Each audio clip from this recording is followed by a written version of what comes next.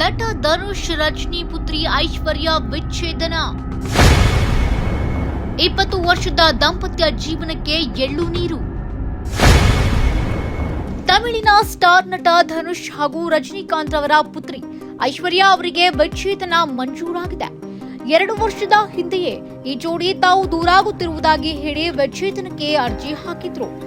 ಚೆನ್ನೈನ ಕೌಟುಂಬಿಕ ನ್ಯಾಯಾಲಯದಲ್ಲೇ ವಿಚಾರಣೆ ನಡೆದಿತ್ತು.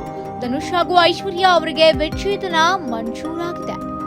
ಈ ಮೂಲಕ 20 ವರ್ಷಗಳ ಅವರ ದಾಂಪತ್ಯ ಜೀವನ ಅಂತ್ಯವಾಗಿದೆ. ಹೌದು, 2004ರಲ್ಲಿ ಧನುಷ್ ಮತ್ತು ಐಶ್ವರ್ಯ ವಿವಾಹವಾಗಿದ್ರು. ಈ ಜೋಡಿಗೆ 2 ಗಂಡು ಮಕ್ಕಳಿದ್ದಾರೆ. ವೃತ್ತಿ ಜೀವನದ ಆರಂಭದಲ್ಲಿದ್ದಾಗಲೇ ಸೂಪರ್ ಸ್ಟಾರ್ ರಜನಿಕಾಂತ್ ಪುತ್ರಿಯನ್ನ ಪ್ರೀತಿಸಿ ವಿವಾಹವಾಗಿದ್ರು.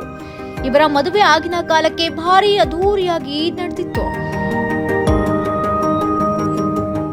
ಈಗ ಬರೋಬ್ಬರಿ 20 ವರ್ಷದ ಬಳಿಕ ಈ ಜೋಡಿ ವಿಚ್ಛೇದನ ಪಡೆದುಕೊಂಡಿದೆ.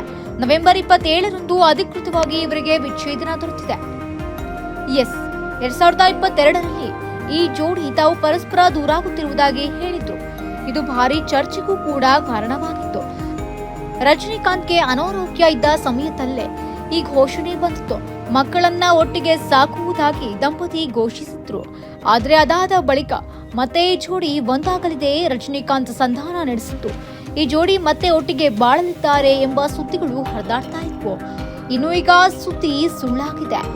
ನವೆಂಬರ್ 21ರಂದು ಕೊನೆಯ ವಿಚಾರಣೆಗಾಗಿ ಚೆನ್ನೈನ ಫ್ಯಾಮಿಲಿ ಕೋರ್ಟ್ಗೆ ಈ ಜೋಡಿ ಹಾಜರಾಗಿತ್ತು. ನವೆಂಬರ್ 27ರಂದು ನ್ಯಾಯಾಲಯವು ಈ ದಂಪತಿಗೆ ವಿಚ್ಛೇದನ ನೀಡಿದೆ. ಒಟ್ನಲ್ಲಿ ರೀಸೆಂಟ್ ಆಗಿಯೇ ನಟಿ ನಯನತಾರಾ ಹಾಗೂ ಧನುಷ್ ಜೊತೆಗೆ ಒಳಗೊಳಗೆ ಜಗಳವಾಗಿತ್ತು.